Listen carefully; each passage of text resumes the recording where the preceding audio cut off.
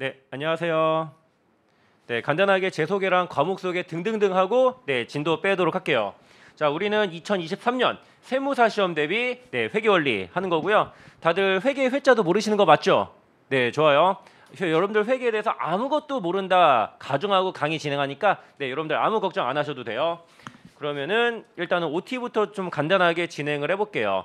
먼저 회계원리는 세무사 1차 회계학의 첫걸음이에요. 그 세무사 시험에서 가장 중요한 과목 두 개가 뭐예요? 회계와 세법. 그리고 그 외에 다른 과목들도 있는데 메인은 회계와 세법이에요. 근데 중급 회계를 배우기 위해서는 회계 원리라는 거를 반드시 수강해야 돼요. 지금 배우는 거. 그 다음에 중급 회계까지 공부를 해야지 여러분들 그 세무사 시험의 가장 메인 과목이라고 할 수 있는 세법도 공부할 수가 있는 거고요. 그 다음에 회계에서 회계 원리에서는요, 회계에 대한 가장 기본적인 개념과 용어를 배우는 과정이에요. 요거 중급 회계에 넘어가면은 이런 거 제가 알려드릴까요? 안 알려드릴까요? 안 알려드려요. 이미 다 배운 거는 보니까. 그리고 회계를 공부한다면 반드시 수강해야 되는 과정이에요. 혹시 일부 수험생들이 회계 원리 안 듣고 중급 회계부터 들으면 안 되나요? 이런 질문들 많이 하시거든요. 절대 안 돼요. 절대 안 돼요. 회계 원리 공부하다 보면은 아, 이래서 안 되는 거구나라는 거 느끼게 될 거예요. 네, 그 다음에 여러분들이 많이 하는 질문들 알려드릴게요. 일단은 여러분들이 세무사 시험을 준비하기 위해서 여기 학원에 오셨는데 회계에 대한 기본 베이스가 필요한가요? 이런 질문들 많이 하거든요. 다들 전공 아니시죠? 회계랑 세법 관련. 네, 그런 줄 알았어요. 여러분들 회계의 회자 하나도 몰라도 괜찮다라는 거예요. 전혀 필요 없어요. 여러분들 아무것도 모른다라고 가정하고 제가 강의를 진행할 거예요. 잠시만요. 펜 세팅 좀.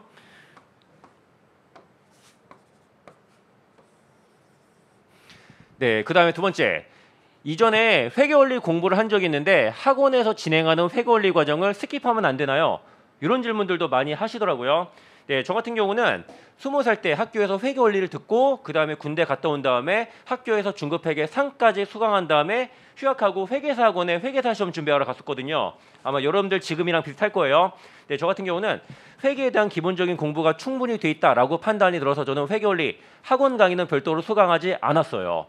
근데 시험에 붙는데 아주 큰 지장은 없더라고요. 근데 회계에 대한 기본적인 내용 제가 좀 까먹은 게 있어서 자잘자잘하게 좀 불편한 거는 있더라고요.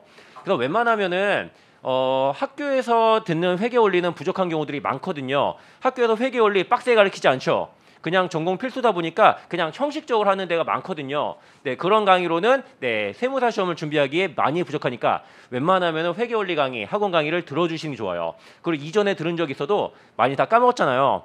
네, 기본적인 내용 까먹으면 공부할 때 많은 불편함이 있으니까 한 5일 정도 투자해서 회계 원리 한 번 더 들어주시는 게 좋을 거예요. 절대로 웬만하면 스킵하지 마세요.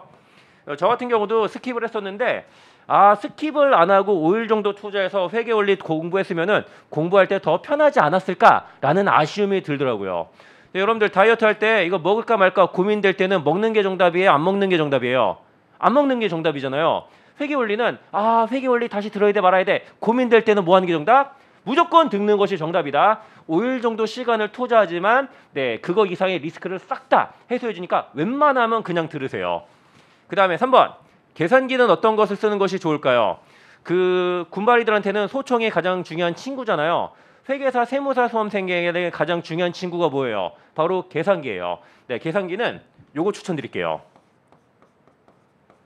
카시오사의 JS40B라는 모델 요거 추천드려요. 좀 집에서 굴러다니는 싸구려 계산기를 쓰면 안 되는 거는 아니에요. 근데 여러분들이 그 회계랑 세법 공부하다 보면은 계산기 두들길 일 되게 많고요. 처음에는 계산기를 천천히 두들기겠지만 나중에 어느 정도 숙달되면요. 거의 게임할 때 단축키 두들기는 속도로 계산기 두들기게 되거든요.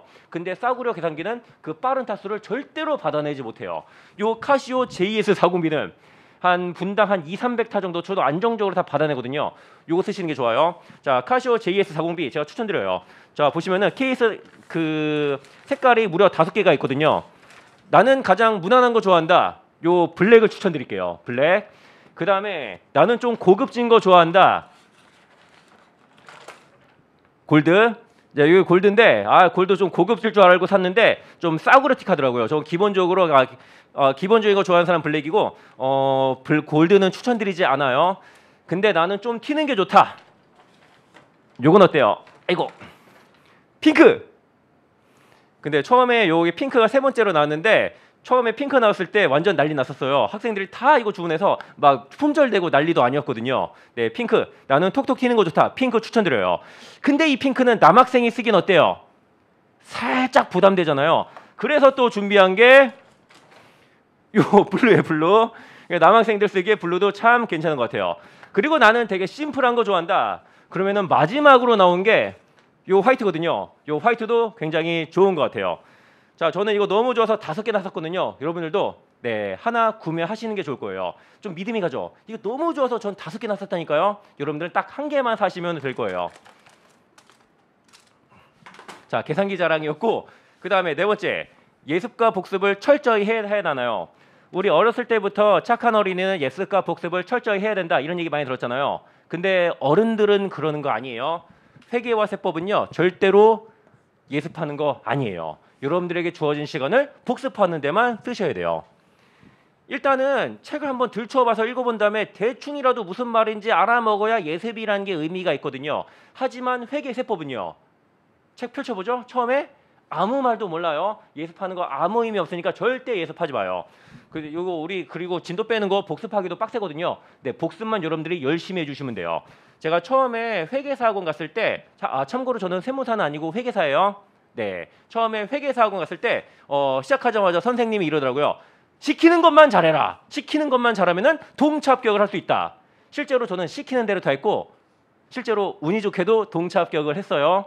여러분들도 할 수 있고, 그게 뭐냐면은 복습과 전출이었어요. 반드시 해라.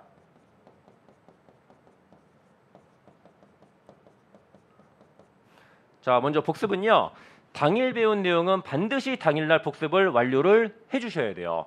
하룻밤 자고 일어나서 하면 된다 안 된다? 절대 안 돼요. 하룻밤 자고 일어나면은 내가 어저께 뭐 배웠지? 기억이 되게 어렴풋이 날 거예요. 마치 지난밤에 꿨던 달콤한 꿈처럼. 달콤하긴 했는데 뭔가 잘 기억 안 나고 막 그러잖아요. 회계세법도 그렇다니까요. 반드시 당일 복습을 완료를 해야 돼요. 당일. 근데 웃긴 게 당일 복습해도요, 또 까먹어요. 근데 회계랑 세법은요, 공부하고 까먹고 공부하고 까먹고 공부하고 까먹고 요거를 반복해 나가는 과정이니까 까먹는 거 너무 두려워하지 마세요. 그리고 복습에 대해서도 이런 질문 많이 해요. 복습을 처음부터 끝까지 누적으로 해야 되는가, 아니면은 당일 배운 내용만 복습을 해야 되는가, 이런 것도 질문 많이 하시거든요. 만약에 누적으로 복습하는 게 가능하다면은 그러면은 좋아요. 하지만 회계세법 같은 경우는 진도 나가는 게 너무나도 빡세고, 당일 복습 배열 내용 복습하기도 너무나도 빡세긴 나머지 누적 복습은 현실적으로 불가능해요. 그래서 당일 배운 내용만 복습해 주시면 돼요. 선생님 누적으로 안 하면 앞에 배운 내용 까먹잖아요. 네, 까먹으세요. 괜찮아요. 근데 까먹을 때 까먹더라도 복습하고 까먹는 거는 괜찮아요. 네, 복습하고 까먹자. 그 다음에 5번째, 지각하면 어떤 일이 벌어지나요? 지각하면은 아주 끔찍한 일이 벌어지게 될 거예요. 제가 오늘은 첫날이라 약간 봐드렸는데 다음 시간부터는 절대 봐드리지 않아요. 저는 9시에 칼같이 시작할 거예요. 그래서 처음 시작하자마자 한 초반 20-30분 정도는 가장 중요한 기본적인 내용 설명 들어가는 경우들이 되게 많거든요. 그거 놓치면은 나머지 3시간 반 정도 수업 들어봤자 아무 의미 없는 경우들이 있거든요. 그래서 여러분들 집에서 출발할 때 나는 딱 9시에 학원에 도착해야지, 이딴 마인드로 출발하시면 돼야 안 돼요. 안 된다. 적어도 한 8시 한 40분쯤에는 도착해야 한다라는 마인드로 집에서 나서세요. 그래서 좀 니코틴 좋아하시는 분들은 니코틴도 복용하시고, 카페인 좋아하시는 분들은 카페인도 복용하시고 등등등 천천히 숨 좀 고르다가 9시부터 여유 있게 수업을 수강하는 게 좋을 거예요. 절대로 지각하지 마요. 그리고 지금은 요 회계원리 책이 제 2판이거든요. 1판 가지고 계신 분들이 1판으로 공부하면 안 되나요? 이런 질문들도 많이 하실 것 같아요. 된다 안 된다? 네, 1판이랑 2판이랑 아주 큰 차이가 있는 건 아닌데 약간 문제 구성이 달라서 페이지가 많이 틀어지거든요. 요 회계원리책 꼴랑 17,000원이에요. 그리고 서점에서 사면은 상시 10% 할인 들어가니까 15,300원에 사겠죠. 네, 1판으로 공부해도 안 되는 건 아니지만 15,300원 이상으로 큰 불편함을 느끼게 될 거예요. 혹시라도 나는 그 15,300원도 내기 힘들 정도로 경제적으로 어렵다, 이런 학생들이 있을 수도 있잖아요. 그런 학생 있으면은 저에게 메일을 보내주시면 제가 책을 보내드릴게요. 단 본인이 그 정도로 경제적 어려움이 있다는 것을 객관적으로 입증을 해야지 제가 보내드리니까 참고해 두시고, 웬만하면은 2판 사세요. 그리고 7번째, 실강 듣는 사람들은 별로 상관없는데 동영상으로 수강하신 분들이 요새는 훨씬 많거든요. 그래서 동영상 강의 수강 시 몇 배속으로 수강하는 것이 좋을까요? 이런 질문도 많이 해요. 여러분들 동영상 강의 좀 들어본 적 있죠? 보통 몇 배속으로 들었나요? 가장 왼쪽에 있는 남학생 1.4. 그 다음 여학생 2배속. 그 다음 정배속. 그 다음 1.2. 오, 제 강의는 무조건 1.0배속으로 돼요. 정배속 무조건. 자, 여러분들 회계 세법 천천히 들어도 여러분들 다 이해하는 거 될까요? 안 될까요? 안 돼요. 되게 어려워요. 근데 그 정도로 어려운 건데 1.5배로 듣는다? 합격자 평균보다 IQ가 1.5배 정도 높으면은 그래도 돼요. 하지만 여러분들 그런 사람들인가요? 아니잖아요. 그러니까 공부는 좀 겸손하게 하셔야 돼요. 이게 마치 이런 거랑 같아요. 제가 어렸을 때 그 운동장을 차지하기 위해서는 점심시간에 밥을 먹잖아요. 도시락을 어떻게 먹었냐면은 그 도시락 밥에다가 물을 살살 뿌려요. 그 다음에 씹으면 된다 안 된다? 그때는 씹으면은 다른 놈들한테 운동장 뺏기거든요. 도시락 그냥 마셔야 돼요. 마셔야 돼요. 그러면은 2분 만에 도시락 다 먹고 운동장 나가는 게 가능했거든요. 옛날에는 그래도 됐죠. 저 중딩 때는 그 돌멩이도 씹어 먹을 정도로 소화력이 좋았거든요. 하지만 제가 이 나이 먹고 밥을 그렇게 먹으면 어떤 일이 벌어질까요? 아주 끔찍한 일이 벌어질 것 같아요. 속이 더부룩한 게 한 2박 3일은 갈 것 같아요. 마치 그래요. 나는 어떤 선생님 강의 2배속으로 들어도 잘 들리니까 나는 2배속으로 들을래. 이러시는 분들이 많거든요. 마치 뭐냐면은 목구멍에 밥알이 넘어간다고 안 씹고 넘기는 거랑 똑같은 거예요. 소화가 돼야 안 돼요? 안 되거든요. 그러니까 여러분들 강의는 제 강의는 정배속으로 들어주셔야 돼요. 제가 말을 빠르게 될 때는 이렇게 빠르게 말하고요. 그리고 천천히 설명이 들어가야 되는 부분이 있잖아요. 그럴 때 이렇게 천천히 제가 설명하니까 이 자체적인 배속 기능이 있거든요. 제 강의에는. 근데 여러분들이 배속을 건드리면 된다 안 된다? 안 된다. 절대 건드리지 마요. 그것은 마치 아빠가 텔레비전 보는데 그 리모컨을 건드리는 거랑 똑같은 일이에요. 또 배속은 1배속으로 반드시 맞춰주세요. 그리고 제가 지속적으로 잔소리할 거예요. 배속 늘리지 말라고. 좀 지겹다. 잔소리 좀 그만해라. 이렇게 좀 불만을 토로하시는 분들도 간혹 있는데 이러지 않으면 여러분들 계속 배속 늘리게 되거든요. 악마가 계속 여러분들 유혹해요. 누구누구야 지금 60분짜리 강의네 1.4배속으로 하면은 40 몇 분 만에 들을 수 있어. 악마 새끼들이 계속 여러분들 유혹하거든요. 그 유혹에 넘어가지 않기 위해서는 제가 지속적으로 잔소리를 좀 해야 돼요. 그래서 제가 계속 잔소리할 테니까 요건 약간만 양해를 부탁드릴게요. 정배속으로 들어요. 그리고 또 선생님들에 따라서는 말이 진짜 느린 선생님들도 있잖아요. 네, 그런 강의는 배속을 조금 늘릴 필요도 있을 거예요. 하지만 제 강의는 절대 아니에요. 그 다음에 수업 내용 질문. 실강 듣는 수험생들은 쉬는 시간을 통해 질문 주시면 돼요. 네, 저는 질문 받는 거 그냥 쉬는 시간에 그냥 대면 얼굴 보면서 질문 받는 게 제일 편하거든요. 그 메일이나 카페로 글로 질문을 받으면은 이 친구가 무슨 질문하는 건가 잘 이해가 안 될 때도 있고 그렇거든요. 네, 가급적이면은 쉬는 시간에 질문 주세요. 선생님 쉬어야 되는 거 아닌가요? 이렇게 질문 많이 하는데 저는 워낙에 체력이 좋은 관계로 안 쉬어도 괜찮으니까 네, 질문 편하게 주시면 돼요. 그리고 제 강의가 없는 날이라던가 온라인 수강생들은요. 그 온라인을 통해서 질문 주셔야 되거든요. 첫 번째 제 카페 여기다가 질문 주시면 돼요. 그리고 카페에 하도 잡상인들이 많이 들어와서 제가 좀 비번 걸어놨거든요. 질문을. 아마 대한민국 최고의 회계학 강사는 누구인가 이렇게 물어봤던 것 같아요. 정답은 당연히 황윤아예요. 근데 이 잡상인들이 이것도 뚫고 들어오더라고요. 그리고 제 메일로 질문 주셔도 되고요. 그리고 우리 에듀윌에 Q&A 기표 있잖아요. 거기를 통해서 질문 주셔도 되니까 네, 편한 대로 질문 주시면 될 거예요. 그리고 저는 당일 받은 질문을 당일 질문하는 거 답변하는 거 원칙으로 하고 있거든요. 또 약간 특별한 일이 없으면은 당일 바로바로 제가 답변 달아드리니까 네, 편하게 질문 주시면 될 거예요. 네, OT는 대충 요 정도만 하도록 하고요. 이제 진도 좀 빼도록 할게요. 먼저 제1장 회계의 개념이요.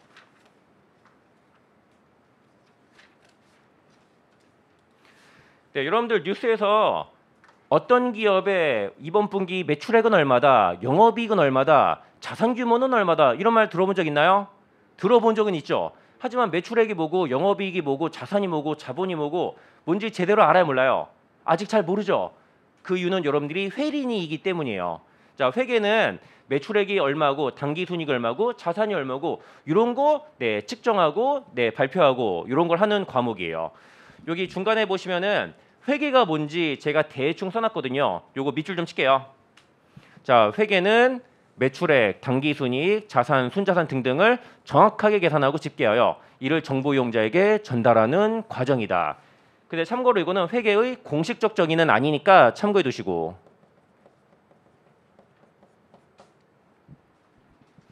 네, 그 다음에 이렇게 매출, 당기순이익, 자산, 순자산 뭔지는 제가 나중에 설명드릴게요. 이런 거 숫자가 나왔잖아요. 그러면은 일정한 양식을 통해 수많은 정보 이용자들에게 전달을 해야 되거든요. 그 일정한 양식을 뭐라 그런다? 재무제표라고 하는 것이에요. 여기도 밑줄 좀 칠게요. 현행 회계 기준에 의하면은 재무제표는 네, 매출액, 당기순이익, 자산, 순자산 등등등을 알기 쉽게 일목요연하게 정리해 놓은 표다라고 보시면 돼요.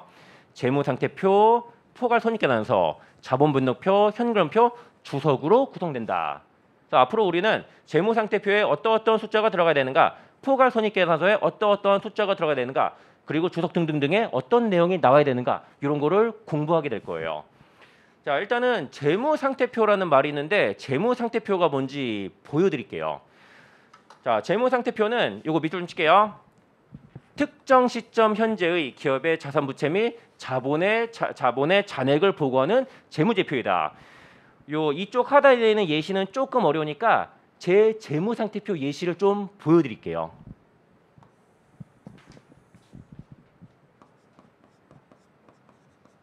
재무상태표,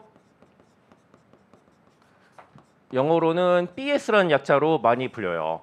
자, 특정 시점 현재 그 회사 자산이 얼마고 부채가 얼마고 자본이 얼마인가 이런 걸 보여주는 거예요. 먼저 왼쪽에 자산이란 것들이 보여지는데, 자산은 그냥 내 소유의 경제적 가치가 있는 모든 것들이다 라고 보시면 돼요. 저에게 자산이 뭐가 있을까요? 빌딩. 아, 물론 이거 뻥이고 20년 후에 제 예상되는 재무상태표 하는 거예요. 빌딩.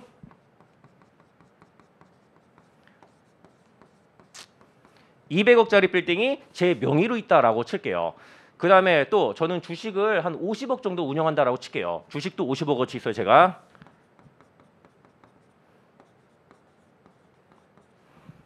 그 다음에 요 계산기들 저의 자산 맞아요, 아니에요? 자산 맞아요. 내 소유의 경제적 가치가 있는 걸 싹 다 나의 자산이에요.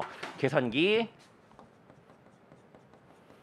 자, 계산기 하도 좋아서 제가 계산기 한 1억 원어치 수집을 했다라고 가정을 해요. 그 다음에 제 자산 또 뭐가 있을까? 자동차. 20년 후에는 저 한 2억 정도 되는 자동차 타고 다닐 것 같아요. 우리 열심히 강의해. 전 열심히 강의하고 여러분 열심히 강의 듣고. 그 다음에 또 우리 하나만 더 할게요. 저에게 자산 뭐가 있을까요? 옷 같은 것도 저의 자산이죠. 지금은 싼 옷만 입는데 그때는 비싼 옷 입을 거예요. 한 5억 정도. 자, 이런 식으로 네, 경제적 가치가 있는 모든 것들, 이게 다 자산이다라는 것이에요. 아, 그리고 중요한 거, 현금도 자산이죠. 현금. 그래서 저는 현금 부자라서 현금 30억 정도 가지고 있다라고 쓸게요. 이게 자산이에요. 다 합치니까 287억이네.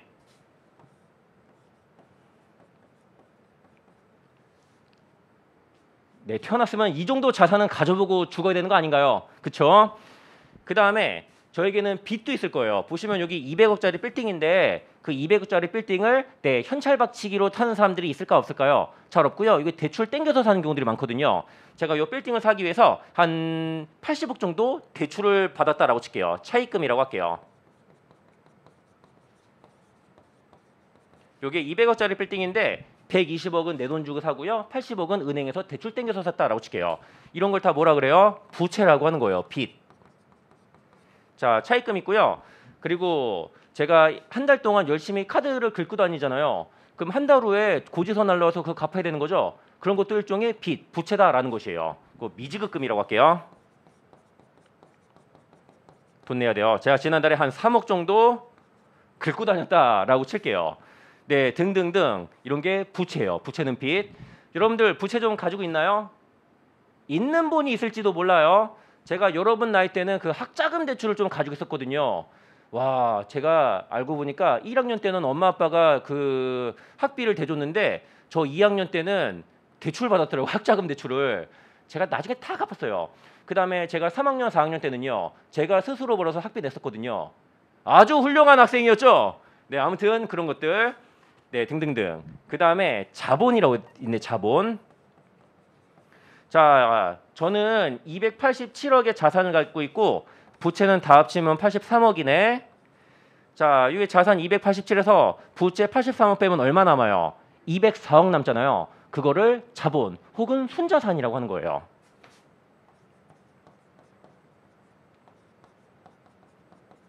근데 재무상태표에는 순자산이라는 말보다는 요 자본이라는 말을 더 많이 써요.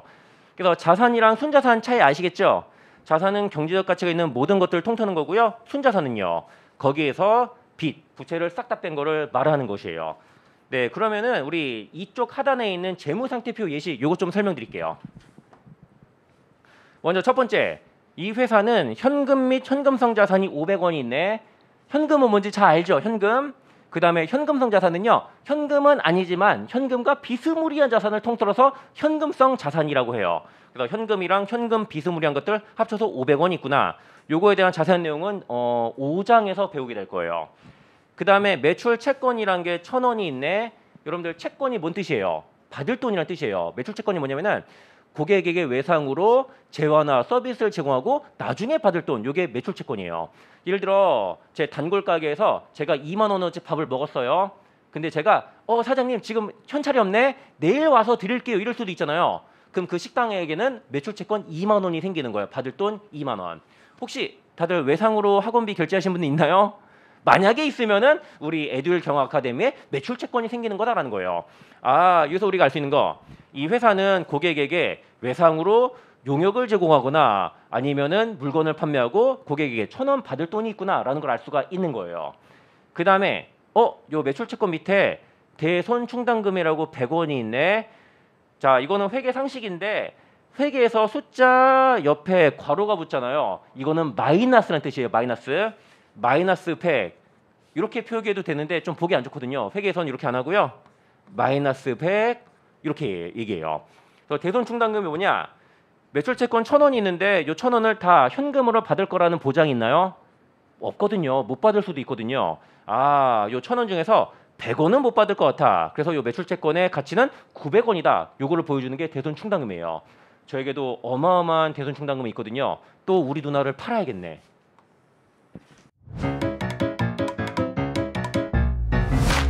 에듀윌 유료 회원만의 특별한 서비스.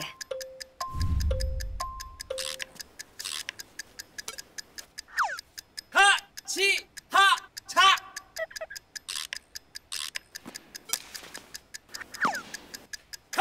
하치하차 정답! 같이 하자 친구야. 에듀윌 유료 회원.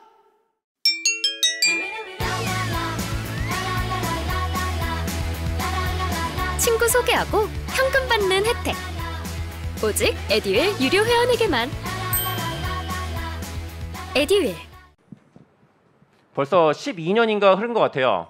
옛날에 우리 누나가 사업을 한다고 깝치면서 기계를 하나 사야 된대요. 1,000만 원짜리. 그러면서 유나야, 누나가 지금 사업을 해야 되는데 돈이 없네. 우리 유나가 1,000만 원 누나가 기계 사는데 빌려주면은 나중에 외제차 한 대 사줄게.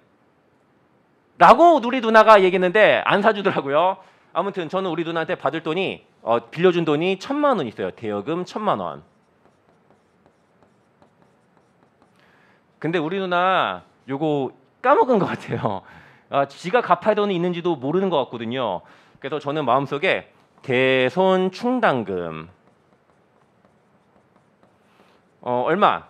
999만 원. 이러고 있어요.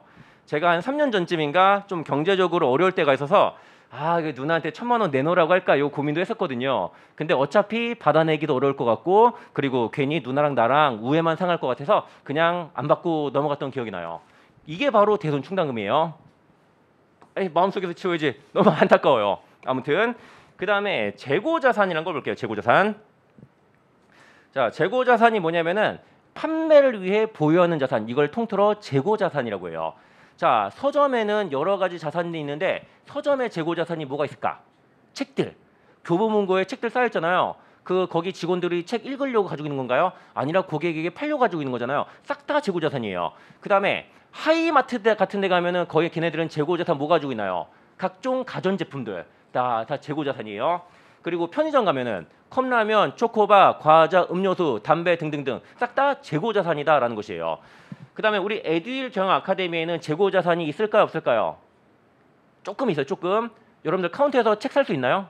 있죠. 학원 카운터에 책이 있는데 학원 직원들이 나 황윤아 회계사님의 강의 들어야지 이럴까요? 여러분들에게 팔려 가지고 있는 거잖아요. 싹 다 재고 자산이다라는 것이에요. 이 회사는 재고 자산을 5,000원어치 가지고 있구나라는 거를 이걸 보고 알 수가 있는 거예요. 그 다음에 유형 자산이 4,000원이네. 유형 자산은 영업에 장기간 사용하는 물리적 실체가 있는 자산들 유형 자산이라고 해요. 저에게는 유형 자산이 뭐가 있을까? 요 계산기 유형 자산이에요. 근데 이런 계산기 등등등을 통틀어서 비품이라고 많이 부르고요. 그 다음에 우리 에듀윌 경영 아카데미에 유형 자산이 뭐가 있나 한번 살펴볼게요. 주위를 둘러보면은 싹 다 에듀윌 경영 아카데미의 유형 자산이에요. 요 전자칠판 제가 사달라고 떼써가지고 학원에서 사줬거든요. 이거 1,000만 원쯤 할 것 같아요. 우리 에듀윌 경영 아카데미의 소중한 유형 자산이에요. 그 다음에 모니터 보시는 분들도 있네. 모니터도 뭐예요? 네, 우리의 유형 자산. 그 다음에 카메라도 저기 빔 프로젝터도 책상도 걸상도 등등등 싹 다 우리 에듀윌 경영 아카데미의 유형 자산이에요. 그 다음에 이 건물은 에듀윌 경영 아카데미의 유형 자산 맞아 아니에요? 아니에요. 이 건물은 소유주 딸 있거든요. 빌려 쓰는 거예요. 월세 내면서. 네, 아무튼 그런 걸 통틀어 유형 자산이다라는 거예요. 자, 여러분들 집에도 유형 자산 많죠? 여러분들이 살고 있는 집 유형 자산 전세나 월세가 아니라 자가라면은 그 다음에 자동차, 텔레비전, 그 다음에 뭐 전자레인지 등등등 싹 다 여러분들의 유형 자산이에요. 그 다음에 무형 자산도 있네. 자, 유형 자산은 눈에 보이는 물리적 실체가 있잖아요. 무형 자산은요. 물리적 실체가 없는 것들을 통틀어 무형 자산이라고 해요. 여러분들도 무형 자산 좀 가지고 있을 거예요. 예를 들어 5만 원 주고 게임을 하나 샀다고 쳐요. 그거 무형 자산이에요. 그 다음에 뭐 윈도우즈라든지 아니면은 엑셀이라든지 이런 프로그램들 있잖아요. 이런 거 무형 자산이에요. 그리고 저 같은 경우는 굉장히 간지나는 무형 자산 하나 가지고 있죠. 보시면 이 책에는 제가 만든 거고요. 저의 저작권이 있거든요. 그런 것도 일종의 무형 자산이다라는 거예요. 그 다음에 투자 자산 있네. 투자 자산 뭘까? 자, 회사가 돈이 남으면은 그냥 은행 통장에 넣어놓는 게 아니라 재투자 수익을 노리고 어딘가엔 투자잖아요. 부동산을 살 수도 있고 주식을 살 수도 있고 펀드에 넣을 수도 있고 그런 걸 통틀어 투자 자산이라고 하는 거예요. 그래서 이 회사는 싹 다 합쳐서 자산이 13,000원이 있구나라는 걸 알 수가 있는 거예요. 근데 그 회사의 재무 상태를 볼 때는 자산만 보면 되나요? 아니라 빚이 있으면 여기 그림자도 있기 마련이잖아요. 부채도 같이 봐야 돼요. 얼만큼 빚이 있는가. 첫째, 매입 채무라는 빚이 600원 있네. 매입 채무가 뭐냐면은 회사가 재고 자산을 사오잖아요. 현금 주고 사올 수도 있지만 외상으로 살 수도 있죠. 재고 자산을 외상으로 샀을 때 발생하는 빚이 매입 채무예요. 이 회사는 600원어치 재고 자산을 외상으로 사와가지고 600원 갚을 게 있구나라는 걸 알 수가 있는 거예요. 그 다음에 미지급 비용이라는 게 400원이 있네. 자, 뭐냐면은 우리 학원에서 알바생 하나 고용해서 한 달 동안 부려먹은 다음에 400원 월급 주기로 했다라고 쳐요. 근데 아직 안 준 거예요. 그게 뭐예요? 미지급 비용이에요. 뭔가 비용 지출한 게 있는데 아직 안 준 게 있다. 미지급 비용이에요. 그 다음에 하나만 더 예를 들게요. 자, 학원에서 지금 전기 같은 거 열심히 쓰고 있잖아요. 다음 달에 전기세 내야 되는 거죠. 싹 다 뭐예요? 그런 걸 보고 미지급 비용이다라고 말하는 것이에요. 그 다음에 미지급금이 있네. 자, 미지급금은 예를 들어 뭐냐면은 우리 회사가 우리 학원에서 요 전자칠판을 현찰박치로 산 것이 아니라 할부로 샀다라고 쳐요. 외상으로. 그럼 돈 갚아야 되는 거잖아요. 그런 걸 통틀어 미지급금이라고 하는 거예요. 자, 매입 채무랑 미지급 비용이랑 미지급금이랑 좀 비스무리하지만 차이가 나죠. 먼저 매입 채무는 재고 자산을 외상으로 샀을 때, 그 다음에 미지급 비용은 각종 비용 지출할 금액을 내지 않았을 때, 뭐 급여라든지 전기세라든지 등등등. 그 다음에 미지급금은요, 각종 유형 자산 같은 거를 샀는데 돈 아직 안 냈을 때. 자, 여러분들 세무사 시험 붙자마자 가장 먼저 사야 되는 게 뭐예요? 자동차부터 사셔야지. 자동차 없으면 여자친구 생긴다 안 생긴다? 안 생긴다. 그 다음에 여성분들도 자동차가 생겨야지 남자 사귀기 좋거든요. 그래서 차는 아직 없는데 괜찮은 남자가 있다. 그런 남자 자동차 있으면 만나기 쉽거든요. 저도 옛날에 차 없을 때 차 있는 여자 만나는 게 너무나도 좋더라고요. 아무튼 차부터 사야 돼요. 근데 그 현찰박치로 살 거예요? 할부로 살 거예요? 보통 첫 차는 할부로 사는 게 국룰이잖아요. 전액 할부로 5년 태우는 거. 그런 게 뭐다? 미지급금이다라고 보시면 되는 거예요. 그 다음에 차입금 있네. 자, 회사가 영업을 하려면은 거액의 자금을 은행 같은 데서 빌려와야 되잖아요. 그게 바로 차입금이에요. 그다음에 여러분들도 집을 사는데 대출 땡겨서 살 수 있잖아요. 그런 거 다 차입금이다라는 거예요. 아, 그래서 이 회사는 빚, 부채 다 합쳐서 7,500원이 있구나라는 걸 알 수가 있는 거예요. 그다음에 순자산은 얼마? 요 자산 13,000원에서 부채 7,500원 빼니까 5,500원이네. 그거를 순자산 또는 자본이라고 하는 것이에요. 근데 보니까 자본이 총 5,500원인데 납입자본, 이익잉여금 둘로 나눠져 있네. 네, 자세한 설명은 나중에 더 할 건데 이렇게 보시면 돼요. 이 회사가 지금 자본이 5,500원인데 처음부터 5,500원이었을까요? 아니에요. 처음에는 그거보다 작았다가 회사를 열심히 굴려서 이익이 나면서 자본이 늘어난 거거든요. 그래서 3,000원은 처음부터 있었던 자본이다. 이렇게 보시면 되는 거고, 그 다음에 회사가 열심히 해서 돈을 벌수록 자본이 늘어나잖아요. 이익잉여금은 추가로 영업해서 벌어들인 자본이다. 이렇게 보시면 되는 거예요. 자, 제가 하나 예시 한번 들어볼게요. 자, 대한민국 대표 기업 어디? 삼성전자. 삼성전자는 자산 다 합치면 얼마 정도 될 것 같아요? 100억? 에이, 100억은 그냥 동네 구멍가게 수준이고 삼성전자 대충 한 400조 정도가 될 거예요. 400조. 자, 삼성전자는 대충 400조 될 거예요. 자산이. 삼성전자의 유형자산, 삼성전자의 현금, 삼성전자의 매출채권 등등등 다 합치면은 400조다라는 거예요. 그리고 삼성전자가 요새 또 어떤 어마어마한 M&A를 준비하고 있다 이런 소문이 돌리거든요. 삼성전자가 지금 당장 조달할 수 있는 현금이 현금성 자산이 120조가 있다 막 그러더라고요. 아, 그래서 자산들 딱 합치면 400조다라는 거예요. 그 다음에 삼성전자의 순자산이 한 280조다라고 칠게요. 그럼 삼성전자 부채 얼마예요? 120조 이렇게 나오는 거잖아요. 좋아요. 이게 바로 재무상태표의 개념이에요. 자, 어마어마하죠? 네, 대한민국 대표 기업이면 요 정도 돼야 되잖아요. 참고로 애플 같은 데는 삼성전자보다 규모가 크거든요. 걔네들은 한 1,000조 넘어갈 거예요. 네, 그 정도는 돼야지. 대충 재무상태표가 뭔지 감은 잡히시죠? 네, 대충만 감 잡고 넘어가면 되는 거예요. 그 다음에 넘어갈게요. 3페이지로. 네, 동그라미 1번에 자산이라고 있는데 요거 밑줄 칠게요. 자산은 기업이 보유한 경제적 가치가 있는 자원이다. 그래서 내 소유의 모든 물건 등등등 다 자산이라고 보시면 되는 거예요. 네, 현금이 현금성 자산, 매출채권, 대손충당금 등등등 다 제가 방금 설명드린 거니까 넘어가도록 할게요. 그 다음에 부채, 요것도 밑줄 칠게요. 부채는 기업이 부담하는 빚이다. 그냥 빚이라고 생각하면 돼요. 근데 빚이라고 하면 좀 없어 보이잖아요. 뭔가 있어 보이는 단어 써야 되는 거잖아요. 그래서 부채라는 약간 있어 보이는 단어를 쓰는 거다라고 보시면 돼요. 또 요거 제가 다 설명드렸으니까 넘어갈게요. 아, 그리고 매입 채무와 미지급 비용이랑 미지급금 차이점 계속 질문들 많이 들어오거든요. 다 내가 내야 되는 돈이에요. 다 빚이에요. 하지만 발생 원인이 달라요. 매입 채무는 재고 자산을 외상으로 사와가지고, 미지급 비용은요, 뭐 급여라든가 전기세라든가 택배비라든가 등등등 각종 비용들을 아직 지출하지 않는 경우, 미지급금은 재고 자산 이외의 자산을 외상으로 샀을 때, 네, 발생 원인이 조금씩 달라요. 그 다음에 자본, 이것도 밑줄 칠게요. 3쪽의 가장 마지막 두 줄. 자본은 자산에서 부채를 차감한 잔액이며 순자산이라고도 불린다. 그래서 납입자본 이익여금, 또 이거 말고도 다른 분류가 있는데 일단 두 개만 알려드릴게요. 납입자본은 최초 있었던 자본이다. 이익여금은 추가로 벌어들인 자본이다. 이렇게 구분하도록 할게요. 그 다음에 포괄 손익계산서 보도록 할게요. 일단은 여기 있는 거 하기 전에 제가 예시를 하나 보여드릴게요.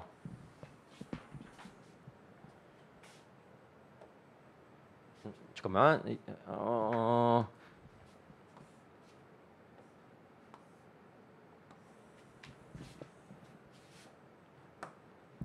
네, 포괄 손익계산서 보여드릴게요.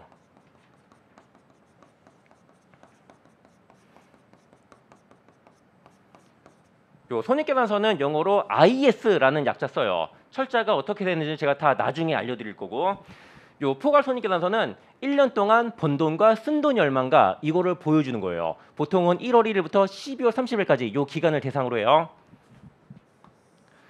가장 먼저 매출이 나오네. 매출.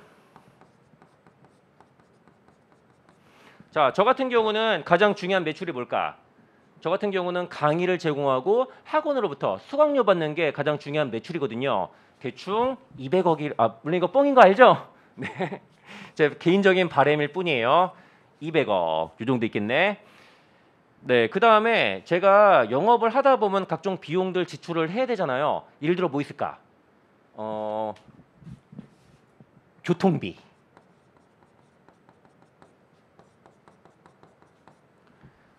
제가 뭐 택시를 탈 때도 있고 버스 탈 때도 있고 자동차 타면서 톨비 같은 거 아니면은 기름값 카드 쓰잖아요. 교통비 써야죠. 그 다음에 오전 강의하고 저 뭐 해야 돼요? 밥 먹어야 되잖아요. 식비도 써야 되고.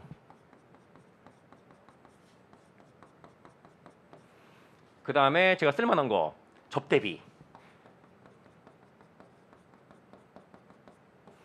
다들 접대비라고 하면 되게 불건전한 거 상상을 많이 하는데 아니에요. 접대비는 물론 불건전한 접대도 있지만 접대비가 뭐냐면은 네, 고객이나 거래처에게 뭐 밥이라든가 뭐든지 사주는 거 싹 다 접대비라고 해요. 제가 여러분들에게 밥을 사주는 일이 조만간 있을 거예요. 여러분들은 저의 고객이죠. 제가 고객의 돈 쓰는 거 그게 다 접대비라는 것이에요. 여러분들 저에게 접대를 받는 날이 조만간 오게 될 거예요. 물론 밥만. 그 다음에 또 뭐가 있을까? 광고비.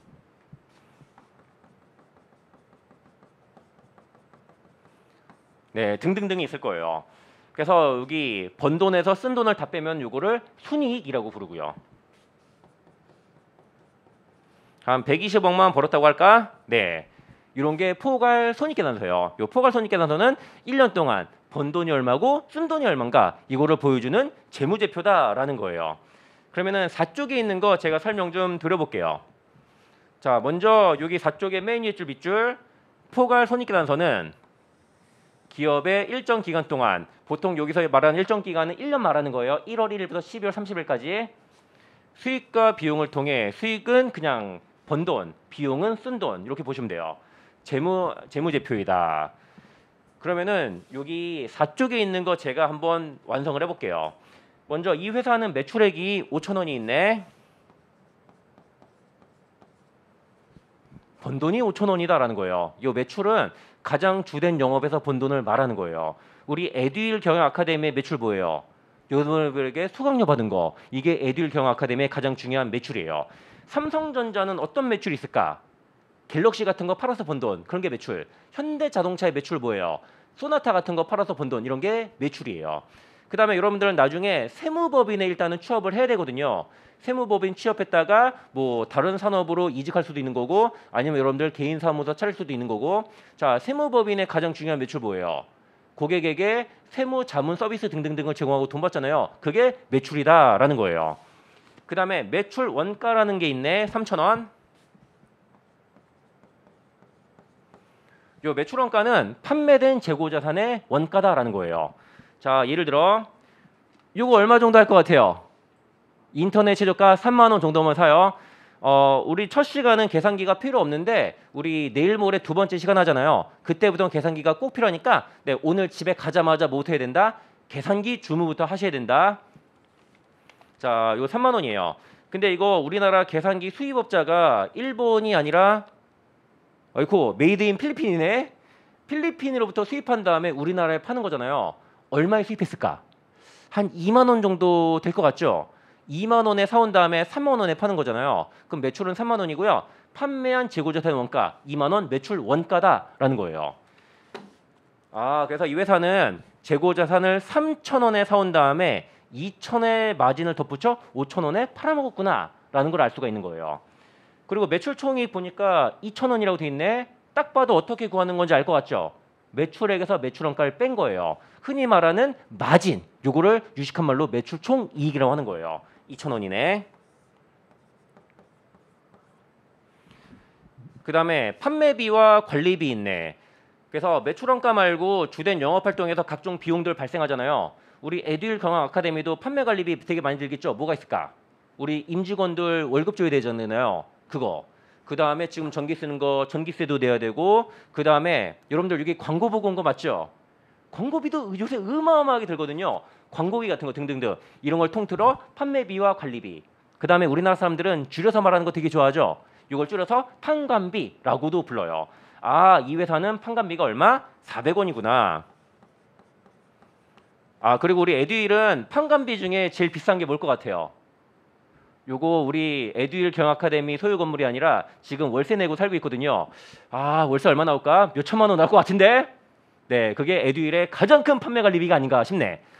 그래서 매출 총액에서 판매 관리비 빼니까 1,600원 남네. 이게 영업이익이에요. 아마 여러분들 뉴스에서 이런 거 들어본 적 있을 거예요. 삼성전자는 2020 몇 년 3분기 영업이익을 얼마 보고 있으며 그 최고 실적에 해당한다. 막 이런 거 들어본 적 있죠? 네, 영업이익은 이렇게 구한 거예요. 삼성전자의 매출 거의 한 400조, 500조 정도 되거든요. 갤럭시, 그 다음에 냉장고, TV 등등등을 팔아서 400조 정도 번 거예요. 네, 거기서 매출원가 빼고 매출 총액이 나오고, 그 다음에 판매비와 관리비는요.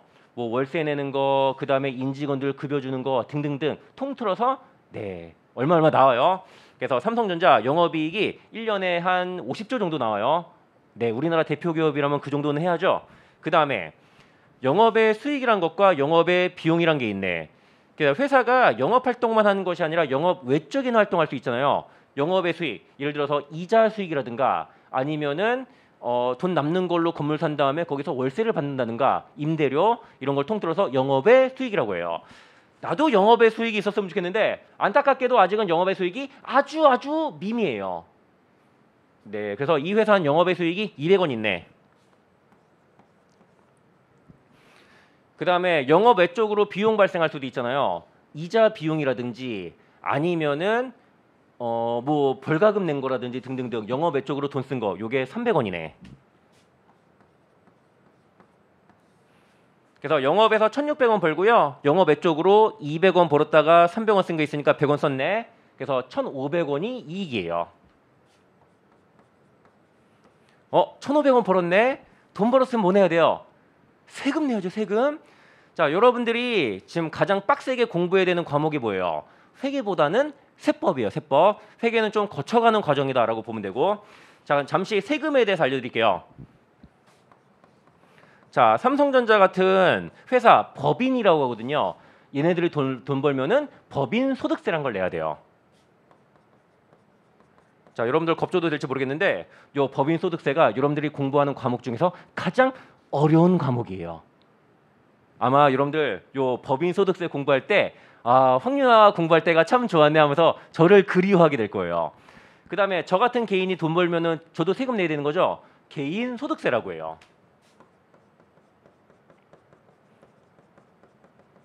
아이쿠, 근데 너무 기네. 우리나라 사람들은 줄여서 말하는 거 좋아하잖아요. 그래서 법인 소득세를 줄여서 법인세 이렇게 많이 부르고요. 그 다음에 개인 소득세를 소득세 이렇게 많이 불러요. 그래서 아마 여러분들 계속 법인세, 소득세 이렇게 부르게 될 거예요. 네, 소득세는 법인세만큼 복잡하진 않은데 외울 게 많아서 조금이 아니라 아주 많이 좀 짜증이 날 거고요. 그래도 법인세, 소득세 말고 부가세라는 것도 있는데 그 세 가지가 여러분들이 배우는 세법에서 가장 중요한 세금들이에요. 그것 말고도 별의별 자질구레한 게 몇 개 더 나오기는 하고요. 아무튼 법인세 내야죠. 이 회사는 500원의 세금을 부담했네. 그래서 세금까지 깐 순이익이 당기순이익이라고 해요. 자, 순이익은 무슨 말인지 알죠? 앞에 당기란 말 붙었잖아요. 당기는요. 회계에서 당기는 올해라는 말이에요. 올해의 순이익이 1,000원이다라는 거예요. 그래서 이 회사의 손익계산서를 보면은 얘네들이 1년 동안에 대충 어떤 활동을 했구나 대략적으로 보일 거예요. 우리 에듀윌 경영 아카데미도 2022년 포괄 손익계산서가 아주 멋져져야 되는데 역시 에이스인 저의 활약이 가장 중요한 변수가 아닐까라고 생각이 드네요. 그 다음에 4쪽으로 넘어갈게요. 그래서 포괄 손익계산서를 구성하는 항목의 의의는 다음과 같다. 방금 다 설명드린 거니까 복습하면서 한번 읽어보시면 될 거예요. 그리고 요거 내용도 다 설명드린 거니까 넘어가도록 할게요. 그래서 요 재무상태표랑 포괄 손익계산서 두 개 있죠. 요게 재무제표 중에서도 가장 중요한 거고 얘네 두 개에서 거의 대부분의 시험 내용이 출제된다라고 보시면 되는 거예요. 그 다음에 5쪽으로 넘어갈게요. 회계 정의와 회계정보 이용자.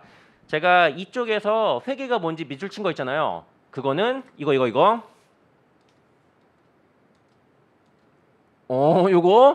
이거는 회계의 공식적인 정의는 아니에요. 자, 다시 여기 5쪽 가주세요.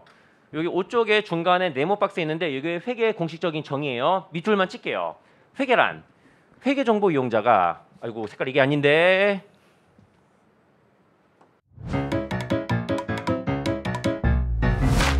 에듀윌 유료 회원만의 남다른 서비스.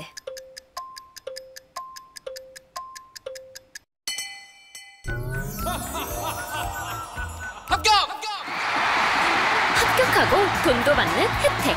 오직 에듀윌 유료 회원에게만. 에듀윌. 무료 합격! 회계정보 이용자가 합리적인 판단이나 경제적 의사결정을 할 수 있도록 기업 실체에 관한 경제적 정보를 식별하고 측정하여 전달하는 과정을 말한다. 이게 회계의 공식적인 정의고요. 근데 이런 거 우리가 외워야 되나요? 그럴 필요가 전혀 없다라는 거예요. 외우지 마세요. 그냥 대충 무슨 소리인지 대충만 알고 지나가시면 돼요. 먼저 회계정보 이용자 누구 말하는 건가요? 예를 들어 제가 삼성전자 주식을 살까 말까 지금 고민 중이다라고 쳐요. 그럼 삼성전자 여러 가지 정보를 알아봐야 되는데 그중 하나가 뭐예요? 바로 재무제표예요. 재무제표 보고 투자하는 경우들도 많거든요. 그래서 경제적 의사결정 뭐예요? 주식을 살까 말까 이거. 그래서 기업 실체, 말이 좀 어렵네. 기업 실체 뭐예요? 그 회사 말하는 거예요. 삼성전자 같은 경우를 기업 실체라고 해요. 경제적 정보, 자산이 얼마, 부채가 얼마, 자본이 얼마, 수익이 얼마, 비용이 얼마 이런 것들 식별하고 측정하여 전달하는 과정을 말한다. 근데 이 전달을 누굴 통해서 한다는 거예요? 재무제표라는 양식을 통해서 한다라는 거예요. 그래서 여기도 재무제표를 통해 전달. 요 FS라는 약자 썼는데 FS는 재무제표의 약자예요. 앞으로 많이 쓸 거고요. 그 다음에 양가로 2번에 회계정보 이용자로 넘어가 볼게요. 그래서 재무제표를 보는 사람들, 재무제표를 필요로 하는 사람들 싹 다 통틀어서 회계정보 이용자라고 해요. 그래서 회계정보 이용자를 제가 둘로 나눌 거예요.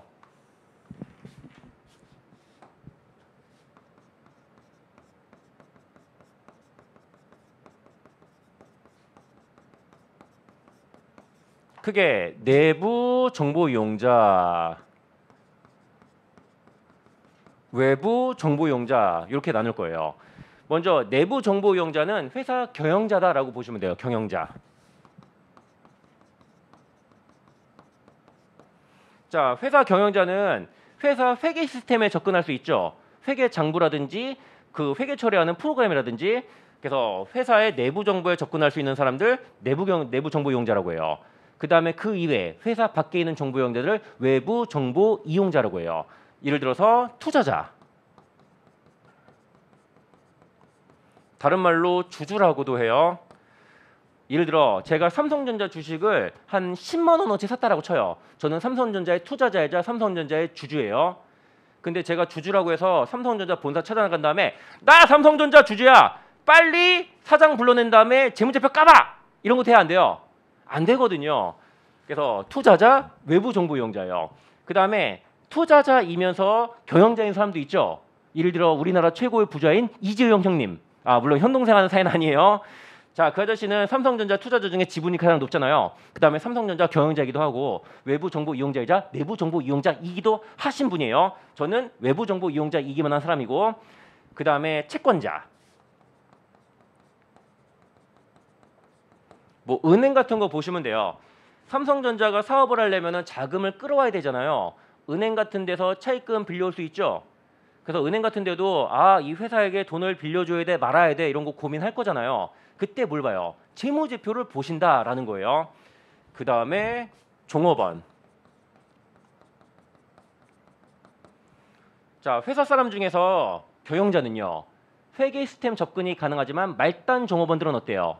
잘 안 되거든요. 또 종업원들은 외부 정보 이용자로 불려요. 회사 내부에는 있지만 내부 시스템에 접근이 안 되는 관계로 외부 정보 이용자에 해당해요. 그 다음에 정부기관. 뭐 국세청 같은 데 생각하면 돼요. 그 국세청이 하는 일이 뭐예요? 세금 걷는 거잖아요. 근데 세금을 거둘 때 재무제표 보고 이 회사는 재무제표 보니까 세금을 요 정도 내야 될 것 같네. 근데 실제로는 그거보다 조금 냈어요. 그럼 뭐 해야 돼요? 그걸 보고 세무조사 들어가서 세금 탈세한 거 있나? 뒤져봐야 되는 거잖아요. 네, 이럴 때 네, 정부 기관 등등등에서도 회계 정보를 이용하기도 하는 거예요. 그래서 일단은 회계 정보 이용자는 내부 정보 이용자, 외부 정보 이용자 이렇게 나눌 수가 있어요. 그러면은 5쪽에 여기 밑줄 좀 칠게요. 자, 5쪽에 양가로 이번에 두 번째 줄. 자, 경영자를 내부 정보 이용자라고 하며 채권자, 투자자, 정부 기관 등과 같은 정보 이용자를 외부 정보 이용자라 한다. 네, 이건 뭐 시험에 나온 건 아니고 회계 상식이니까 그냥 가볍게만 들으셔도 괜찮아요. 동그라미 1번에 경영자 볼게요. 다들 흔히 경영자로 가면은 회장님, 사장님 등등등 최고 경영자만 생각하는 경영들이 많거든요. 근데 여기서 말하는 경영자는요, 최고 경영자뿐만 아니라 뭐 상무님, 과장님, 부장님 등등등 중간 경영자도 다 포함하는 거예요. 회사의 회계 시스템에 접근할 수 있는 뭐 회계팀장 등등등 이런 사람들도 다 경영자에 속하는 거예요. 그래서 경영자는 회계 정보 이용해야 되는 거죠. 회계 정보 보고 내년에 목표 매출 얼마로 설정해야 되는가, 그 다음에 올해 실적이 어떠니까 상여금은 얼마를 써야 될 것인가 등등등 각종 경제적 의사결정하잖아요. 그래서 요 경영자 같은 내부 정보 이용자들 회계 정보 이용을 해야 돼요. 그 다음에 채권자라고 있네. 채권자는 은행 같은 데 생각하시면 돼요. 자, 은행도 의사결정할 때 회계 정보 이용을 많이 해요. 어떤 회사가 영업을 해야 되니까 100억을 차입해 주세요 이럴 수도 있겠죠. 근데 그냥 빌려주면 되나 안 되나? 안 되고 확인해 봐야 되잖아요. 얘네들이 원리금을 제대로 갚을 능력이 되는 회사인지 뭐 여러 가지를 보는데 그중 하나가 뭐다? 재무제표예요. 재무제표 보고 순자산이 충분히 많고 그 다음에 손익계산서 보니까 영업이익도 많이 나오네. 그러면은 원리금을 제대로 갚을 수 있는 회사니까 돈 빌려주자 이렇게 할 수 있을 거고, 그 다음에 어떤 회사가 100억을 빌려달라는데 맨날 영업이익을 못 내고요, 맨날 적자만 내고 있어요. 이런 회사한테 빌려주면 돼, 안 돼요? 안 돼요. 혹시라도 빌려주더라도 이자를 되게 세게 불러야 되는 것이고, 그래서 신용도가 좋은 회사는 한 2% 3% 이렇게 싸게 그 돈을 빌려올 수 있고요. 좀 막장 기업들은요, 실제로 30% 40% 급할 때는 이렇게 돈을 빌려오기도 해요. 네, 그 다음에 넘어가서 투자자 볼게요. 투자자는 다른 말로 주주라고도 불러요. 이거 밑줄 칠게요. 투자자는 기업이 발행한 지분증권에 투자한 자로서 소유주 또는 주주라고도 한다. 자, 우리나라에 삼성전자 주주 몇 명 정도 있을 것 같아요? 500만 명 정도가 있다라고 하더라고요. 그래서 대한민국 사람 중에 그 여유자금 있으면 조금이라도 주식을 좀 안 할 수가 없거든요. 주식하는 사람들 대부분 다 삼성전자 주식 조금이라도 가지고 있거든요. 근데 삼성전자가 요새 많이 떨어져서 우리나라 500만 명의 투자자들의 눈물을 흘리게 하고 있고, 아마 오늘도 눈물이 조금 나지 않을까 걱정이 되네. 네, 아무튼 네, 투자자예요. 투자자도 경제적 의사결정할 때 주식을 살지 팔지 또 살지 등등등 이때 재무제표 이용하기도 해요. 네, 이런 사람이 있다 정도 보시면 되는 거예요. 그 다음에 정부기관. 뭐 정부기관은 재무제표 이용하는 정부기관 뭐가 있을까? 국세청. 아, 이 회사가 세금을 제대로 내고 있나 안 내고 있나 등등등 확인할 때 재무제표 참고할 수가 있을 거고요. 또 금융감독원, 금감원. 자, 얘네들도 재무제표를 이용하기도 해요. 그 다음에 종업원들. 자, 여러분들 나중에 취업 준비해야 되는 해잖아요. 네, 근데 취업할 때 뭐 봐야 돼요? 그 회사 재무상태 봐야 돼요. 요새는 평생 직장 그딴 거 없죠? 회사가 망할 것 같으면은 그 망하는 회사에서 같이 망하면 되나요? 아니라 망할 징조가 보이면 빠르게 튀어서 더 좋은 데로 가야 되는 거잖아요. 회계법인이나 세무법인도 마찬가지예요. 실적 안 좋으면은 회계법인, 세무법인도 망하는 경우들이 있거든요. 그때 같이 망하면 돼야 안 돼요? 안 되죠? 빠르게 다른 데 좋은 데로 이직을 해야 되는 거거든요. 또 종업원들도 네, 이직 등등등 의사결정할 때 재무제표 얼마든지 이용이 가능하다라는 거예요. 그 다음에 회계의 사회적 기능. 이런 거 시험에 나올까 안 나올까? 시험에 나오는 건 아니고 그냥 상식이니까 간단하게 짚고 넘어가는 거예요. 요거 밑줄 칠게요. 사회 전체적으로 자원의 효율적 배분을 이룰 수 있게 한다. 모든 회사에게 여유자금을 똑같이 배분하는 게 효율적인가요? 아니에요. 좀 우량한 회사에게는 자금이 많이 몰리도록 하고, 망할 것 같은 회사에는 돈줄을 끊어서 빠르게 망하게 하고, 이게 바로 정의로운 거거든요. 그래서 정보 이용자들은 재무제표 보고 아, 이 회사는 향후 장래가 촉망된다. 그러면은 투자하는 거예요. 근데 만약에 이 회사 하는 짓거리가 쓰레기 같네, 돈 못 벌 것 같네, 그러면은 돈 안 빌려주면 되는 거예요. 그럼 회사는 망하는 거고, 그런 걸 보고 네, 자원의 효율적 배분이다라고 말하는 것이에요. 그래서 회계를 통해서 자원의 효율적 배분을 이룰 수가 있다라는 거예요. 그 다음에 수탁 책임 이행 여부를 보고. 자, 이것도 시험에 나오는 건 아닌데 회계를 배우려면 상식적으로 알아야 되는 거니까 수탁 책임이 뭔가 제가 예를 하나 들어볼게요.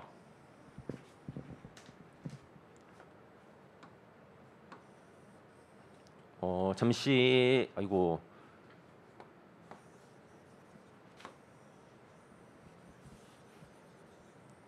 자, 여기 큰 회사가 하나 있어요. 회사. 자, 회사가 조그만 구멍가게일 때는 투자자가 몇 명이나 있을까? 혼자 있을 거예요. 여러분들이 혼자 개인 사업을 창업했다라고 쳐요. 그럼 투자자 혼자예요, 혼자. 근데 사업이 확장돼 나가요. 그럼 어때요? 투자자들이 어마어마하게 많아지게 될 거예요. 삼성전자 같은 경우는 1958년에 고 이병철 회장님께서 그 쌀가게 비슷한 걸로 처음으로 창업했거든요. 그래서 삼성전자 처음에는 이병철 회장님 투자자 단 한 명이었어요. 그러다가 기업 규모가 커지면서 지금 삼성전자 투자자 얼마?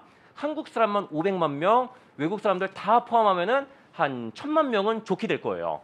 자, 근데 회사의 주인은 누구예요? 투자자. 다른 말로 주주. 똑같은 말. 자, 이들이 회사의 주인이에요. 그래서 회사의 주인들이 회사를 경영을 해야 되잖아요. 근데 투자자가 한 명일 때는 아무런 문제가 발생하지 않아요. 그 한 명의 투자자, 그 이병철 회장님이 그냥 삼성전자를 계속 운영하면 되는 거잖아요. 근데 기업이 커질수록 주주가 많아져요. 1000만 명. 근데 1000만 명이 다 회사 경영에 참여하는 거 가능해요? 불가능해요? 불가능하죠. 사공이 많으면은 배가 하늘로 가기 마련이거든요. 그럼 뭐 해야 돼요? 그래서 1000만 명의 주주들이 모여서 경영자를 선임해야 돼요. 그래서 요 주주들이 뽑은 경영자가 회사를 운영하게 되는 것이에요. 그 다음에 이런 말도 있죠. 이것도 상식인데 전문 경영인, 소유 경영인. 이것도 상식이니까 제가 간단하게 설명드릴게요. 뭐 자라고 해도 되고 인이라고 해도 되고. 네, 먼저 소유 경영자는 뭔가요? 회사의 주주가 경영에 최고 경영자로 경영에 직접 참여하는 경우를 말해요. 네, 우리나라의 삼성전자 같은 경우는 소유 경영 체제다라고 보시면 돼요.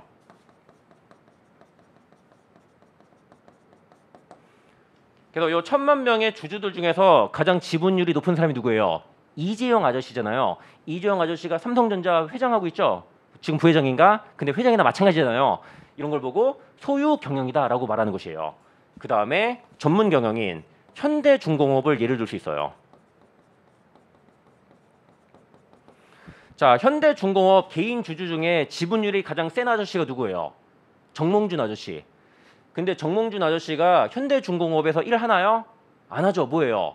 피파 부회장도 하고 올림픽 유치에도 힘쓰고 그 다음에 선거 나갔다가 떨어지기도 하고 이런 거 좋아하시잖아요. 네, 전문경영. 그래서 현대중공업 같은 경우는 주주들이 모여서 그거를 주주총회라고 하거든요. 똑똑한 사람을 끌어들인 다음에 회사 한번 경영해봐라 이렇게 맡기는 거예요. 이런 걸 보고 전문 경영인 체제다라고 해요. 또 우리나라에서는 전문 경영 체제가 옳은 것인가, 소유 경영인 체제가 옳은 것인가, 뭐 논란이 많거든요. 뭐 이 논란거리는 우리가 할 건 아니에요. 아무튼 제가 설명하고자 하는 건 이거예요. 자, 경영자가 회사를 운영하잖아요. 그 주주들한테 내가 회사를 어떻게 경영했어요. 이렇게 알려야 되는 거죠. 뭘 통해서 한다는 거예요? 재무제표를 통해서 한다는 것이에요. 그래서 재무제표는 요 경영자의 성적표와도 같은 존재다라는 것이에요.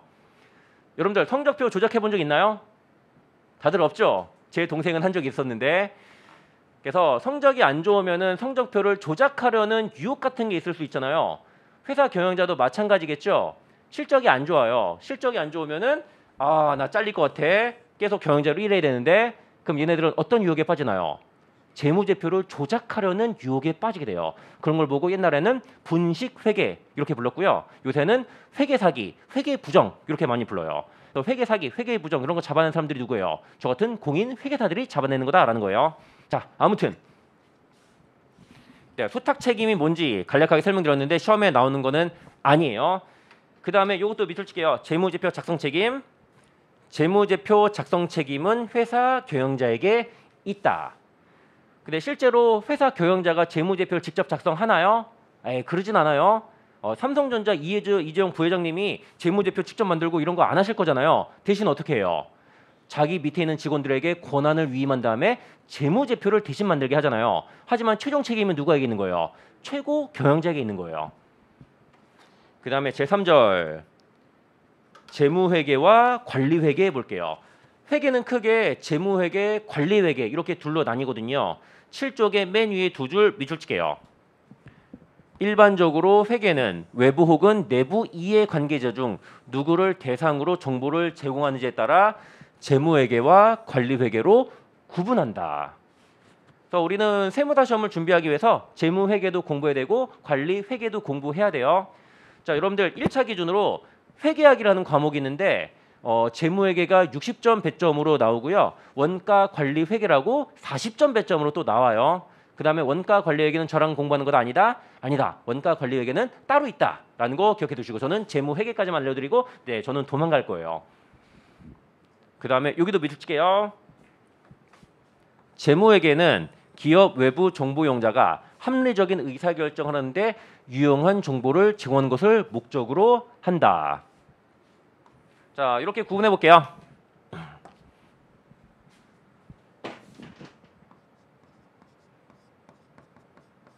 자, 우리가 배우는 회계는 크게 재무회계와 관리회계 이렇게 구분이 가능해요. 차이점이 뭐냐면은 재무회계는 외부 정보 이용자를 대상으로 한다.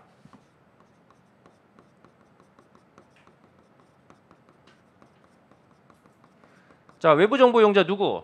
채권자, 투자자, 주주, 그 다음에 종업원 등등등. 그 다음에 관리회계는 누굴 대상으로 할까요? 얘가 외부니까 얘는 당연히 내부겠죠? 내부 정보 이용자, 경영자를 대상으로 하는 거예요.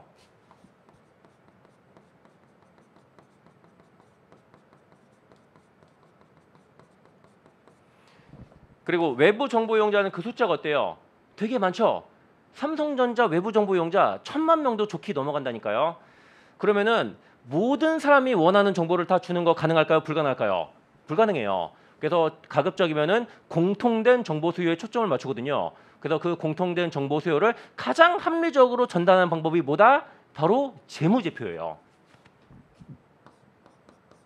자, FS. 자, 참고로 FS는 재무제표 약자인데 파이낸셜 스테이트먼트 맨 마지막에 S 빼먹으시면 안 돼요. 맨 마지막에 S 붙으면 뭐예요? 복수. 재무제표는 한 개만 있는 게 아니라 여러 가지 있거든요. 제가 일단은 재무상태표 포괄선입계 나서 2가지 보여드렸고 나중에 3가지를 더 배우게 될 거예요. 그 다음에 내부정보용자는 그 수가 어때요? 얼마 없죠? 몇 명 안 돼요? 한 삼성전자 내부정보용자 한 30명 될래나? 얼마 되지 않아요. 그러면은 얘네들이 원하는 거 다 해줄 수 있는 거잖아요. 원하는 양식으로. 얘네들은 재무제표로 하는 공식적인 양식 그딴 거 필요 없고요. 자유로운 형식으로 원하는 대로 정보를 제공해 주시면 되는 거예요. 자유로운 형식. 자, 얘네들의 차이점이에요. 그 다음에 재무회계 계속 밑줄을 칠게요. 양가로 2번에 4번째 줄. 여러분들 밑줄은 제가 치는 거랑 똑같이 치면 되는 거예요. 여기 글자도 제가 책 읽는 거랑 똑같이 세팅을 다 했거든요. 일일이. 저의 정성이 느껴지나요? 이 정도 되는 강의를 들어야지 돈 쓴 보람이 있는 거죠. 아무튼 여기 밑줄 쳐야지. 기업이 외부 정보 이용자들에게 객관적인 정보를 제공하기 위해서는 일정한 기준과 원칙이 필요하며 이것을 회계학에서는 일반적으로 인정된 회계 원칙이라고 한다. 일반적으로 인정된 회계 원칙은 재무제표를 작성하는 규칙을 말하는 거예요. 우리 앞으로 재무회계에서는 일반적으로 인정된 회계 원칙에 따라 재무제표에 들어간 숫자들을 어떻게 구할 것인가 이런 거를 배우게 된다라는 거예요. 그 다음에 계속 밑줄. 기업은 일반적으로 인정된 회계 원칙을 바탕으로 다양한 외부 정보 이용자들에게 채권자, 주주 등등등 일정한 형식을 갖춘 재무 정보를 제공한다. 여기서 말하는 일정한 형식은 재무제표를 말하는 거예요. 그 다음에 7쪽 하단에 양가로 3번에 관리회계로 넘어갈게요. 얘도 밑줄 칠게요. 관리회계는 기업 내부의 경영자가 기업의 가치를 극대화하기 위해 합리적인 의사결정을 할 수 있도록 유용한 정보를 제공하는 회계 분야이다. 자, 최근에 우리 에듀윌에서 합리적인 의사결정 하나 했죠. 우리 종로에 있는 에듀윌 경영 아카데미에 화끈한 투자했거든요. 아마도가 아니라 세무사 학원 중에서 여기가 시설이 압도적으로 제일 좋을 거예요. 아유, 진짜요? 압도적으로 좋아요. 아무튼 이런 의사결정을 할 때 유용한 정보를 제공하는 것이 관리회계다라고 하는 것이에요. 자, 우리 에듀윌 최고 경영자는 여기 에듀윌 학원에 한번 투자하자 의사결정 하잖아요. 어떤 정보 필요해요? 예상 매출액이 어떻게 되는 것인가? 그 다음에 학원의 에이스 강사인 황윤아의 역량이 어떻게 되는가? 이런 거 다 종합적으로 판단 내린 다음에 좋아! 진행시켜! 이랬을 거잖아요. 이런 게 바로 관리회계다라는 것이에요. 아무튼 이런 거고, 요거 밑줄. 관리회계에서는 제공하는 정보는 일정한 형식이 없는 것이 특징이다. 재무회계는 다수의 외부 정보 이용자를 대상으로 하기 때문에 재무제표라는 양식이 필요하거든요. 하지만 관리회계는 그딴 거 필요 없다라는 게 특징이에요. 그 다음에 7쪽 하단에 보시면은 재무회계와 관리회계 차이 있는데 요거 한번 제가 차이점을 체크 좀 할게요. 먼저 두 개 목적. 재무회계는 누구 목적, 뭐 목적이에요? 외부 정보 이용자에게 유용한 정보 제공하는 거잖아요. 외부 보고를 목적으로 해요. 반면에 관리회계는 내부 정보 이용자에게 정보 제공하는 거잖아요. 내부 보고를 목적으로 해요.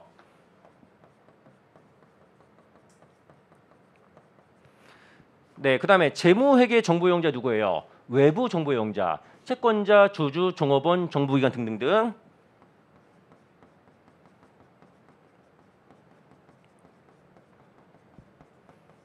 자, 반면에 관리회계는 내부 정보 이용자를 대상으로 하고요.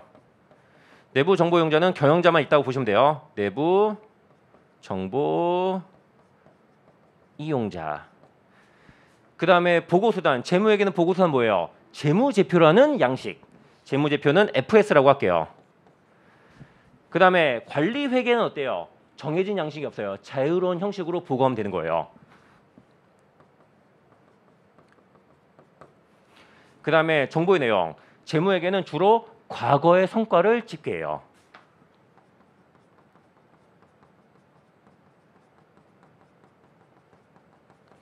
어, 2022년 말이 되었다라고 쳐요. 그럼 에듀윌 경영 아카데미도 손익계산서 작성해야 되거든요. 1년 동안 매출이 얼마, 비용이 얼마 등등등. 그래서 과거 성과를 집계하는 게 재무회계예요. 하지만 관리회계는 과거 성과 집계하는 걸 목적으로 하나요? 아니라 미래 예측을 대상으로 해요.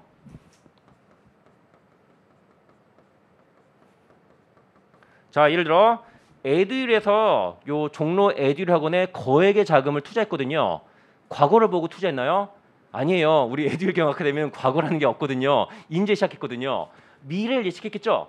아, 우리는 황윤아라는 에이스 강사 있으니까 수강생이 점점 늘어나서 얼마만큼 돈을 버니까 이 정도는 투자할 만하다. 진행시켜. 있을 거잖아요. 미래 예측을 대상으로 하는 거예요. 그 다음에 준거 기준. 재무회계는 재무제표 작성할 때 뭘 기준으로 해야 돼요? 일반적으로 인정된 회계 원칙을 기준으로 작성을 해야 돼요. 일반적으로 인정된 회계 원칙은 여기 약자가 있는데 잠깐만 보고 갈게요. Generally Accepted Accounting Principle이라고 하거든요. GAAP, 흔히 갭이라고 많이 불러요. 우리는 앞으로 요 갭, GAAP에 대해서 배우게 될 거예요.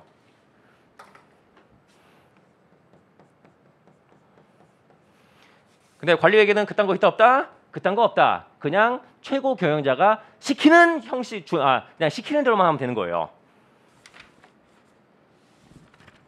네, 그 다음에 8페이지부터는 지금 쉬는 시간이 된 것 같으니까 잠시 쉬었다가 다음 시간에 8페이지부터 진도 나가도록 할게요.